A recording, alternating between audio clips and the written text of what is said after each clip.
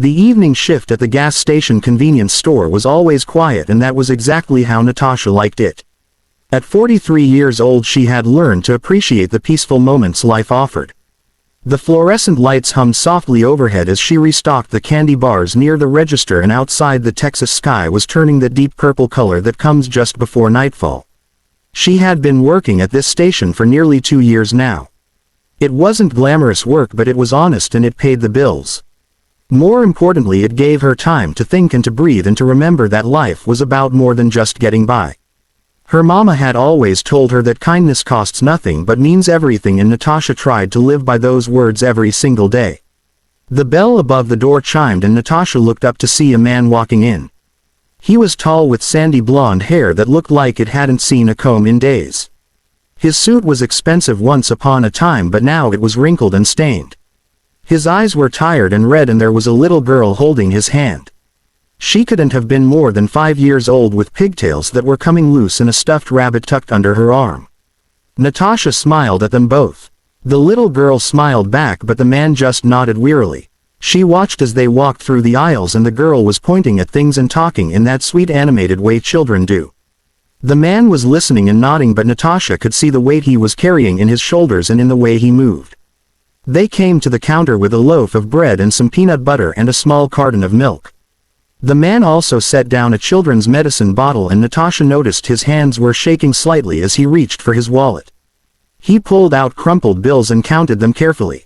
Then he counted them again. His face fell. "I'm short," he said quietly, and his voice was rough, like he hadn't used it much lately. "I'm $20 short." The little girl looked up at him with big concerned eyes. "It's okay, Daddy," she said softly and patted his arm with her small hand. Natasha felt something tighten in her chest. She had seen this before. Life had a way of bringing people to their knees sometimes, and she knew that look in the man's eyes. It was the look of someone who was doing everything they could and still coming up short. It was the look of someone who was barely holding on. She glanced at her manager Frank, who was standing near the back office. He was watching the interaction with his arms crossed and his face set in that stern expression he always wore. Frank was a good man in his own way, but he believed in rules above all else, and the rule was simple.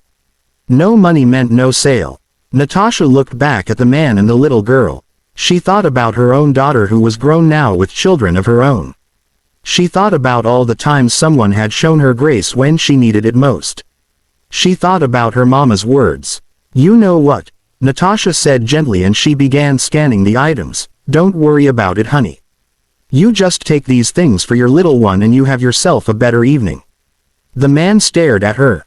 "I can't," he said, but his voice cracked. "I can't just take it." "You're not taking anything," Natasha said warmly. "I'm giving it to you. There's a difference. Now you go on and take care of that sweet girl of yours." The little girl beamed up at Natasha. "Thank you, ma'am," she said in her small clear voice. "My sister is sick and Daddy says the medicine will make her feel better." "I'm sure it will, sweetheart," Natasha said, and she handed the bag to the man. "You take care now." The man's eyes were wet as he nodded. "Thank you," he whispered. "You don't know what this means." "I know enough," Natasha said kindly. "Now go on before it gets too late." They left and the bell chimed behind them. Natasha watched them walk to their car, and it was an old beat-up sedan that had seen better days. She felt good about what she had done. It was the right thing, and she knew it in her bones. "What the hell was that?" Frank's voice cut through the peaceful feeling like a knife. "Did you just give away $20 worth of merchandise?" Natasha turned to face him.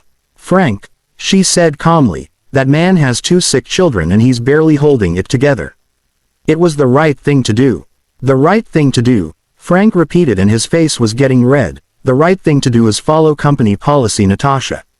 We don't run a charity here. We run a business." "It's $20, Frank," she said quietly. $20 to help a family in need." "It's not your $20 to give away," he said sharply. "You're fired, Natasha. Clean out your drawer and leave your uniform in the back." The words hung in the air between them. Natasha felt her stomach drop, but she kept her face calm. She had known this might happen. She had made her choice knowing the consequences, and she would do it again in a heartbeat. "All right, Frank," she said softly. "I understand. She collected her things and changed out of her red polo shirt, and before she left she looked back at the store one last time. Frank was already on the phone, probably calling the district manager to report what had happened. Natasha walked out into the warm evening air and drove home to her small apartment on the other side of town. That night she prayed like her mama had taught her. She asked for strength and for guidance, and she thanked God for the opportunity to help someone in need. She didn't have much in savings, but she would figure something out. She always did. The next morning Natasha woke up early like she always did. Even without a job to go to, her body was accustomed to the routine. She made her coffee and sat by the window watching the sunrise and thinking about what she would do next. Maybe she would call her friend Diane, who worked at the diner. Maybe they were hiring. Around 10 o'clock she heard a car pull up outside her apartment building. That was unusual. Not many people came through this neighborhood in fancy cars. She peeked out the window and her breath caught in her throat. It was a Rolls-Royce, and it was silver and gleaming in the morning sun. A man got out. He was wearing an expensive suit and his blonde hair was neatly combed back. It took Natasha a moment to recognize him. It was the man from the gas station, but he looked completely different. Clean-shaven and rested and put together. There was a knock at her door. Natasha hesitated for just a moment before opening it. The man stood there with the little girl from last night and another little girl who looked just like her. Both children were smiling and holding flowers. "Mrs. Natasha," the man said, and his voice was steady and strong now. "My name is Robert Mitchell and I need to talk to you." "Come in," Natasha said softly, and she stepped aside to let them enter her modest apartment. Robert waited until they were all seated before he spoke. "Last night," he began, "you showed my daughter and me a kindness that I will never forget. You have no idea who I am or what I was going through, but you helped us anyway." Natasha listened quietly. "3 months ago," Robert continued, and his voice grew softer, "my wife passed away suddenly. She was the love of my life and the center of our family. I fell apart. I stopped going to work and I stopped taking care of myself, and I almost stopped caring about anything except making sure my girls had what they needed. Last night we had just come from the hospital. Emily here," he gestured to the second little girl, "had been sick with a fever, and I had spent the last of my cash on the hospital co-pay." He paused and his eyes were bright with emotion. "I'm the CEO of Mitchell Energy Corporation," he said. "I'm what some people would call a billionaire, but in that moment I was just a broken man trying to take care of his sick children, and I had nothing. When you helped us, you didn't see a CEO or a failure. You just saw a father who needed help, and you gave it without hesitation." Natasha felt tears welling up in her own eyes. "I just did what anyone should do," she said gently. "But not everyone does," Robert said firmly. "I spent the whole night thinking about your kindness, and this morning I made some calls. I know you were fired for helping us, and I want to make that right." "You don't owe me anything," Natasha said quickly. "I made my choice and I'd make it again." "I know you would," Robert said, and he smiled. "That's exactly why I want to do this. I'm offering you a position at my company. Director of Community Outreach. Your job would be to find people and situations where we can help. Where we can show the kind of grace you showed us. The salary is $150,000 a year plus full benefits and a company car." Natasha stared at him. She couldn't speak. The numbers didn't even seem real. "But more than that," Robert continued, "I want to create a foundation in my wife's name.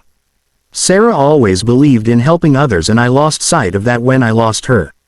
Your kindness reminded me of what she would have wanted. Will you help me build something meaningful?" The little girls were watching Natasha with hopeful eyes. She thought about her mama and about all the lessons she had learned about kindness and grace and doing the right thing even when it costs you something. She thought about how one small act of compassion had somehow come full circle in a way she never could have imagined.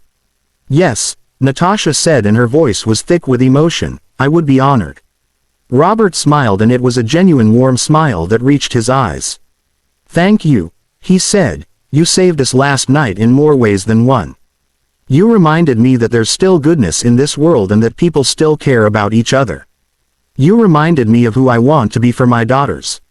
The two little girls came over and hugged Natasha, and she held them close, feeling the warmth of their small bodies and the simple trust they showed. In that moment she understood something profound. Kindness was never wasted. Love given freely always found its way back somehow. Over the next few months Natasha stepped into her new role with the same grace she had always carried.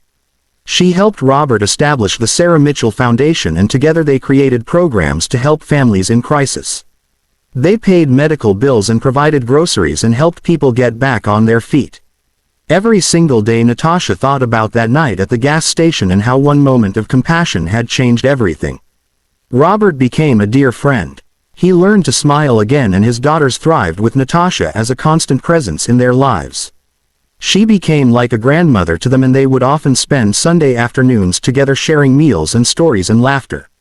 Sometimes late at night Natasha would sit by her window in her new home that Robert had helped her buy, and she would think about how mysterious and beautiful life could be.